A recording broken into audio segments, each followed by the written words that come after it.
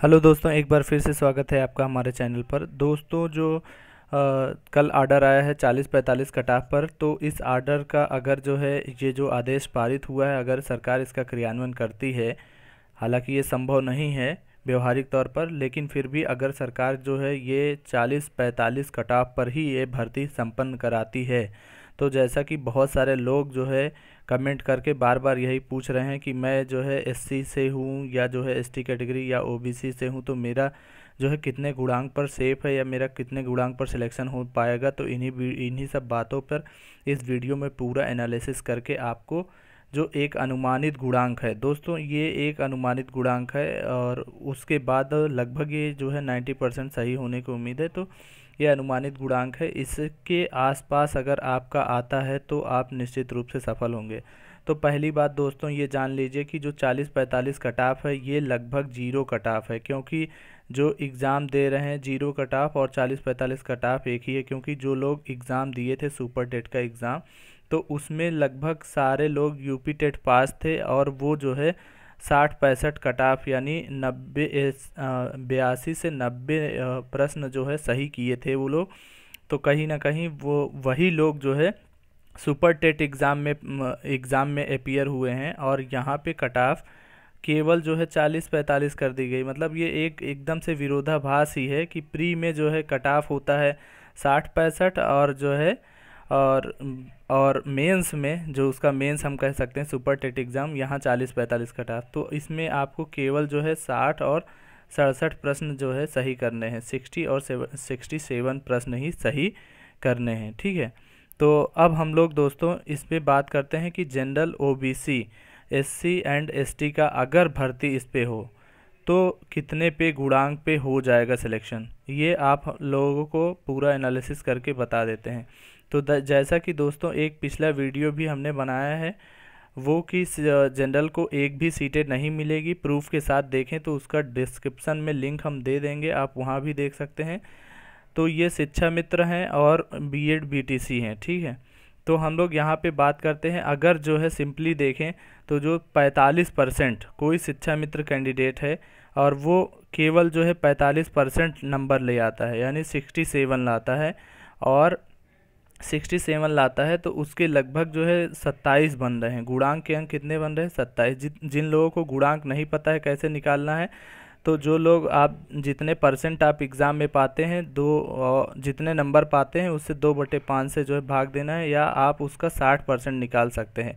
60% यानी जो आप मान लीजिए जो है 60% नंबर पाते हैं, ठीक है, या 70% नंबर पाते हैं, उसका 60% निकाल लीजिए, उसका 60% निकाल लीजिए। 2 जीरो तो 7×42 आपका 42 गुणांक बनेगा। इस प्रकार जो है आपको गुणांक निकालना है।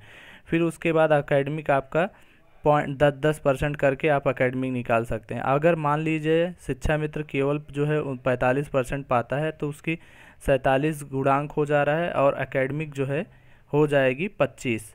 तो और ये 25 का जो भारांक है ये सब पे भारी है, तो उनको अगर भारांक मिल जा रहा है तो अगर एवरेज देखा जाए तो उनको 77 लगभग जो भी शिक्षा मित्र पास हैं उनका गुणांक जो है 77 बन रहा है, एवरेज अगर ले लिया जाए तो। जो ये मिनिमम की बात कर रहे हैं, मिनिमम मार्क्स जो पासिंग मार्क्स है केवल 67 अगर पाते हैं तब भी उनका गुणांक 77 बनेगा।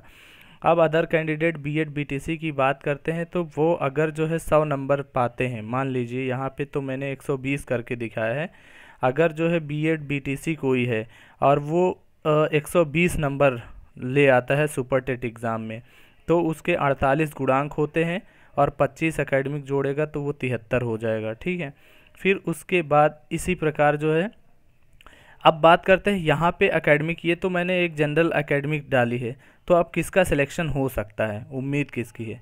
तो सिलेक्शन के उम्मीद किसकी है, जिसकी यहाँ पे दोस्तों जो एकेडमिक मेरिट है, तो हाई एकेडमिक मेरिट जिनकी हैं वो जो है एक इम्पॉर्टेंट रोल प्ले करेगा उनके सिलेक्शन में।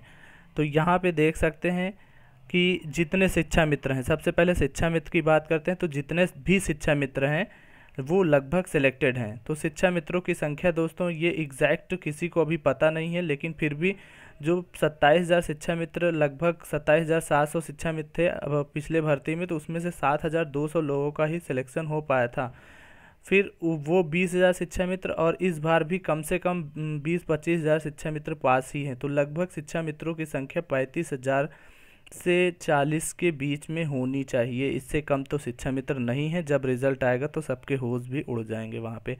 तो अब जितने भी शिक्षा मित्र हैं लगभग उनका सिलेक्शन पक्का है, और अपने भारांक की वजह से सारे शिक्षा मित्र की जो है जनरल में ओवरलैप करेंगे। तो लगभग जनरल की सीटें जो थोड़ी बहुत बचेंगी, 1-8 हज़ार सीटें शायद जो है बच जाए, अगर शिक्षा मित्र कुछ पास फेल हुए तो।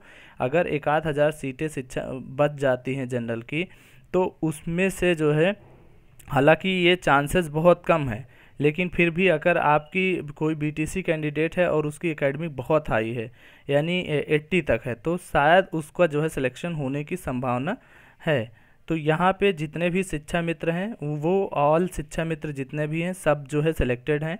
बस उनको अब जो है कोई कुछ काम नहीं करना है, उनका बस सिलेक्शन जो है निश्चित रूप से पक्का हो चुका है।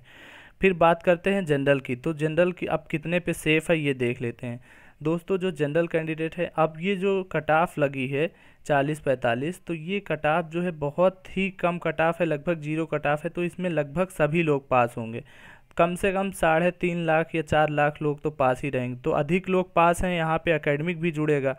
तो यहाँ पे एकेडमिक जिसकी हाई है वही जो है सिलेक्शन की उम्मीद कर सकते हैं।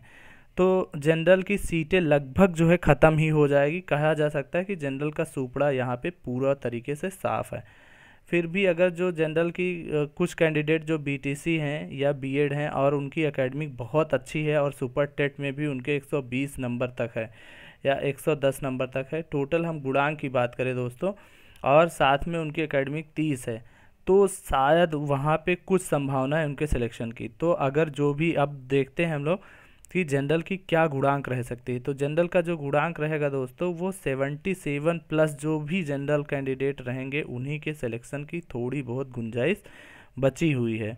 और ओबीसी की बात करें दोस्तों, जब आप लोगों को पता ही है कि किसी भी एग्ज़ाम में, मैंने बहुत सारे एग्ज़ाम दिए हैं, उत्तर प्रदेश लोक सेवा आयोग तथा अन्य आयोगों का एग्ज़ाम मैंने दिया है, तो जब भी अगर जनरल की जो मेरिट होती है अगर कट ऑफ हाई जाती है, तो वहाँ पे ओबीसी की कट ऑफ भी हाई जाएगी, क्योंकि दोस्तों बहुत सारे लोग पास हैं, तो कंपटीशन बहुत बढ़ गया है, और एकेडमिक जो मेरिट है वो भी यहाँ पे इंक्लूड होगी सभी की। पहले था कि जो लोग पास थे 60-65 कट ऑफ थे उन्हीं की एकेडमिक जुड़ती, तो बहुत सारे ऐसे लोग थे हाई कट ऑफ लाने के बावजूद सीटें सुपर टेट में कम नंबर ला पाए थे, तो वो लोग बाहर हो जाते पहले ही। लेकिन अब ये 40-45 कट ऑफ की वजह से जो है, जो लोग जो है बहुत कम नंबर पाए हैं वो भी जो है इसमें इंक्लूड होंगे, और उनकी एकेडमिक मेरिट हाई होने की वजह से उनके सिलेक्शन के चांसेस बढ़ जाएंगे।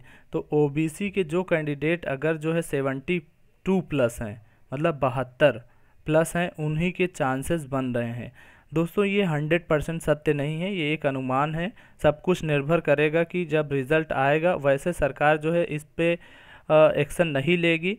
फिर अगर एससी की बात करें तो एससी की कट ऑफ थोड़ी सी कम रहेगी और 67 जाएगी, और जबकि एसटी का जो है 65 या इससे थोड़ा कम ही रहेगा, क्योंकि एसटी की सीटें हर बार खाली चली जाती हैं, और जो लोग शिक्षा मित्र एससी एसटी ओबीसी हैं वो सीधे ओवरलैप करके जनरल वाले में चले जाएंगे। दोस्तों अगर वीडियो अच्छा लगा हो तो इसे लाइक शेयर सब्सक्राइब करना ना भूलें, और हाँ हो सके तो अपने जो है गुणांक, केवल गुणांक और अपनी कैटेगरी यहाँ पे नीचे पोस्ट करें, जिससे सुविधा हो सके कि मेरा अनुमान जो है कितना सटीक था। ये जो है जो पहले आप लोग अपने सुपर टेट और गुणांक शेयर किए थे उसके बेस पर ये वीडियो बनाया गया है। वीडियो अच्छा लगा हो तो इसे देखना, और वीडियो देखने के लिए धन्यवाद।